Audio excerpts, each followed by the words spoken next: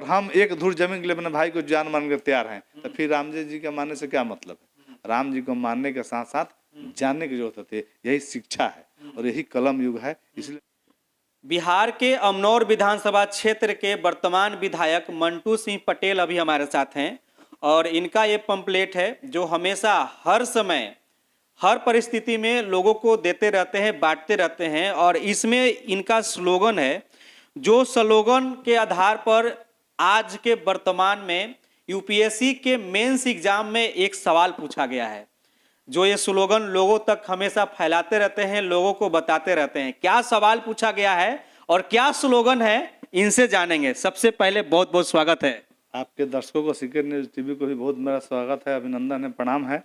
देखिए, हम लोग वर्षों से 10 साल से इसको हम लोग काम कर रहे, शिक्षा जागरूकता अभियान चला रहे हैं। और कल यूपीएससी का जब क्वेश्चन हुआ, किसी बच्चे को हम रोहतास में दिए थे पंपलेट, उन्होंने हमको, हाँ, वो बच्चे ने हमको फोन करके बताया कि अंकल आपका जो दिया हुआ विषय है हमारे यूपीएससी के, देश के यूपीएससी की परीक्षा में पूछा गया है। और उन्होंने व्हाट्सएप किया कि भविष्य के साम्राज्य, क्वेश्चन नंबर 2 है, भविष्य के साम्राज्य मस्तिष्क के साम्राज्य होंगे। The empire of the future will be the empire of the mind. जिसके पास दिमाग होगा, जो शिक्षा होगा, वो देश का राजा होगा। और वही बात हम वर्षों से कहते आ रहे हैं। इसके बारे में 100 कितना शब्दों में लिखना, 1000 से 1200 शब्दों में उस बच्चे लोगों को जो यूपीएससी की परीक्षा कलर में दिए होंगे, उसको सबको इस क्वेश्चन का पता होगा। देश की यूपीएससी शिक्षा हुई है मीन्स की, उसमें सारे देश के बच्चों को पता होगा। और हम पहले से आए हैं कि आने वाले समय में लड़ाई शिक्षा की होगी। हम कहते हैं कि जो परिवार शिक्षित रहेगा, जो समाज शिक्षित रहेगा, जो गांव शिक्षित रहेगा, जो राज्य शिक्षित रहेगा, जो देश शिक्षित रहेगा, आगे रहेगा। उसकी तैयारी आपको आज से करनी पड़ेगी। और उन्होंने, यूपीएससी ने साबित कर दिया कि उसकी तैयारी हमको आज से करनी होगी और समाज को इस दिशा में आगे कदम बढ़ाना होगा। इसमें आपका स्लोगन है कि आने वाला समय में लड़ाई शिक्षा की होगी। जो परिवार, समाज, गांव, राज्य और देश सुशिक्षित होगा वही आगे रहेगा। इसकी तैयारी आपको आज से ही करनी होगी। कलयुग नहीं कलम युग है। अच्छा, क्या बोल रहे हैं? यह कलयुग नहीं कलम युग है। हाँ। और हमें कलम से देश को आगे बढ़ाना है, राज्य को आगे बढ़ाना है, समाज को आगे बढ़ाना है, परिवार को आगे बढ़ाना है, गांव को बढ़ाना है। यही मेरा संकल्प है। और शिक्षा संकल्प अभियान के माध्यम से हम हर जिला में, हर गांव में जहां जाते हैं, इसको फैलाते रहते हैं। आप सबसे भी आग्रह करेंगे कि इसको लोगों तक पहुंचाइए, लोग जागरूक हो, शिक्षित बने, आगे बढ़े। और डॉक्टर भीमराव अम्बेडकर भी बोले थे कि शिक्षित बने और संगठित हुए, है ना? हाँ, शिक्षित बने, संघर्ष करे, संगठित रहें। लेकिन अब हम लोग उसको कहाँ तक जमीन पर लाते हैं, ये हम लोग का ड्यूटी है। हर महापुरुष, हर देवी देवता, हर धर्म ही कहता है कि हम शिक्षित बने। लेकिन हम उसको दवा खाते नहीं है, पॉकेट में ले घूमते हैं। जब तक दवा को खाएंगे नहीं, उसका असर नहीं होगा। दवा को खाने की जरूरत है। राम जी को मानने से ज्यादा जानने की जरूरत है। राम जी अपने भाई के लिए अपना राजपाट छोड़ के चले गए और हम एक धूर जमीन के लिए अपने भाई को जान मान कर तैयार हैं, तो फिर राम जी का मानने से क्या मतलब है? राम जी को मानने के साथ साथ जानने की जरूरत होती है। यही शिक्षा है और यही कलम युग है। इसलिए हम कहते हैं कलयुग नहीं कलम युग है। शिक्षा की ओर चले, कलम की ओर चले, अपने आप को मजबूत बनाए, देश को मजबूत बनाए। इसमें एक चीज और आपका है, यह संभव नहीं कि प्रत्येक घर से एक सांसद, विधायक, मुखिया इत्यादि बन सके, लेकिन प्रत्येक घर से डॉक्टर, इंजीनियर, पत्रकार सब कुछ बन सके। आप हमको बताएं, आपका विधानसभा क्षेत्र कौन है? मेरा विधानसभा क्षेत्र आपका ये विक्रम है। विक्रम, विक्रम में ही है, पटना में। लोकसभा क्षेत्र कौन है? पाटलिपुत्रा। पाटलिपुत्रा से कितने सांसद हो सकते हैं? एक। लेकिन 1000 डॉक्टर बन सकते हैं? हाँ, बिल्कुल बन सकते हैं। 1000 वकील बन सकते हैं? बिल्कुल बन सकते हैं। 1000 वैज्ञानिक बन सकते हैं? 1000 इंजीनियर बन सकते हैं? तो बनाने में दिक्कत क्या है? 1000 आईएएस बन सकते हैं, 1000 आईपीएस बन सकते हैं, तो दिक्कत कहाँ है? क्या हमारे पास नहीं है? हमारे पास साधन, संसाधन, गाड़ी घोड़ा, घर बंगला सब पाटलिपुत्रा के पास है। 1000 doctor, engineer, IAS, IPS, BDO, CO, वकील बनाने में दिक्कत क्या है? हमारी मानसिकता वहाँ नहीं पहुँच पा रही है। हमारी मानसिकता वहाँ जिस दिन पहुँच जाएगी, हम पूरा दुनिया में आगे होंगे। एक और परवा सवाल पूछे, तब लेकिन यहाँ पर लोगों का कहना यही होता है कि देश के यानी राज्य के बड़े बड़े नेता ही होते हैं जो लोगों को पढ़ने नहीं देते हैं। लेकिन आप यहाँ पर पढ़ाई की बात कर रहे हैं, आप यानी उस सब में से सबसे अलग हो गए। देखिए, हम नेता नहीं हैं। हाँ। हम बहुत दुख से हम लोग नीचे से कार्यकर्ता के रूप में मतलब प्रखंड अध्यक्ष से हम राजनीति के जिला उपाध्यक्ष जिला अध्यक्ष रहते हुए हम समता पार्टी के हम प्रखंड के अध्यक्ष थे, आपको नहीं होगा मालूम है। तो हम लोग वहाँ कार्यकर्ता के रूप में आए हैं, दुख जनता को समझे हैं, एक साइकिल से हम लोग राजनीति शुरू किए हैं। तो हम समझते हैं कि हम शिक्षा की ताकत क्या है और यह समाज को बताना चाहते हैं। और नेता पर हम किसी पर कमेंट नहीं करेंगे, नेता के साथ साथ हम जनता को भी जागरूक होना होगा। और नेता सरकार एक अलग चीज है और आम जनता अलग चीज है।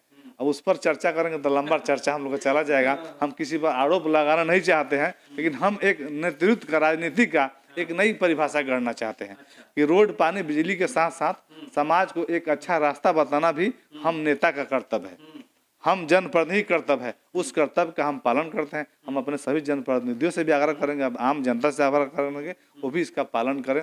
और आप जब ये सवाल कर दीजिए, एक और मेरा जवाब दे दीजिए। जनता हम 2001 से मुखिया रहे, आज 24 साल हो गया, कोई हमसे पुस्तकालय मांगने नहीं आता है, कोई विद्यालय मांगने नहीं आता है। लोग घाट मांगने आते हैं, चबूतरा मांगने आते हैं, सामुदायिक भवन मांगने आते हैं, नली मांगने आते हैं, गली मांगने, लेकिन कोई पुस्तकालय छात्रावास विद्यालय मांगने नहीं आता है। जिस दिन हमारी जनता अपने मुखिया से, प्रमुख से, विधायक से, सांसद से, जिला परिषद से पुस्तकालय मांगना शुरू कर देगी, विद्यालय मांगना शुरू कर देगी, उस दिन अच्छाई की शुरुआत होगी, विकास की शुरुआत होगी। और सही मायने विकास तब आएगा जब आप जागरूक होंगे। उसके लिए शिक्षा सबसे जरूरी है। ये बात आप लोगों से बताइए, मांग कीजिए कि अपने जनप्रतिनिधि से अपने गांव में एक पुस्तकालय मांगे, एक विद्यालय मांगे, जो हमारे नींव के पत्थर साबित होंगे। और जो यूपीएससी में पूछा गया है कि आने वाले समय में वही साम्राज्य होगा, राजा होगा जिसके पास दिमाग होगा। तो आपके बच्चे राजा तभी होंगे जब आपके पास दिमाग होगा। इसके लिए आपको विद्यालय पुस्तकालय मांगना पड़ेगा। आप नहीं मांगेंगे, आप मर गए, आपके दादा परदादा मांग गए, आपके बेटा पोता ऐसा ही आलू प्याज गेहूं मकई बोते चलते रहेंगे, कुछ बदलेगा नहीं। बदलाव चाहते हैं तो भूख शिक्षा की जगाइए, अपने जनप्रतिनिधियों से विद्यालय पुस्तकालय मांगिए और अपने बच्चे बेटी को अपने पास जो साधन क्षमता है उसको अपने बेटा बेटी की पढ़ाई में लगाइए। एक जनरेशन लग जाएंगे, आगे वाला जनरेशन एकदम ठीक हो जाएगा। मेरा आप बता रहे थे कि हमसे बहुत लोग आते हैं, चबूतरा मांगते हैं। किस लिए मांगते हैं चबूतरा? ताश खेलने के लिए। हम नहीं देते हैं, हम नहीं देते, हम बोल देते हैं हमसे पुस्तकालय मांग लीजिए, हमसे विद्यालय मांग लीजिए। उनको समझाते हैं, हम बैठ कर समझाते हैं कि इसका कुप्रभाव आपके बच्चों पर पड़ेगा। आप अखबार पढ़ेंगे, आपके बच्चे अखबार पढ़ना सीख लेंगे, आगे उसको यूपीएससी में तैयारी करने में, मेडिकल में, इंजीनियरिंग में, उसको ज्ञान की बात उसको जानकारी होगी। आपको भी ज्ञान पता चलेगा देश और दुनिया अभी क्या चल रहा है, आपको भी पता चलेगा। और उसके अनुसार आप अपने आप को ढाल पाएंगे, चल पाएंगे, निकाल पाएंगे। विधायक जी बहुत अच्छा बात बोले कि अखबार पढ़ना। मैं बताता हूं कि जिस जगह से मैं आज, अब जब ये बात हुआ तो मैं थोड़ा सा अपने बारे में भी बता दूं, लेकिन आज तक मैं बताया नहीं हूं। मैं जिस जगह से आया हूं, मेरे गांव में आज भी पेपर कोई नहीं पढ़ता है, पेपर जाता ही नहीं है। जबकि पटना के सटे हुए राजधानी में गांव है मेरा, यहाँ से 15 किलोमीटर दूर पर मेरा गांव है, आज भी कोई पेपर नहीं पढ़ता है। वहाँ से यही चीज़ कमी खलता था मेरा, और बचपन से मेरा सपना था कि मैं इस फील्ड में आऊँ, और आज मैं यहाँ पर हूँ। मेरे गांव में जाने का रास्ता नहीं था, लेकिन मैं पढ़ा और आज मेरे गांव में जाने के लिए रास्ता भी है।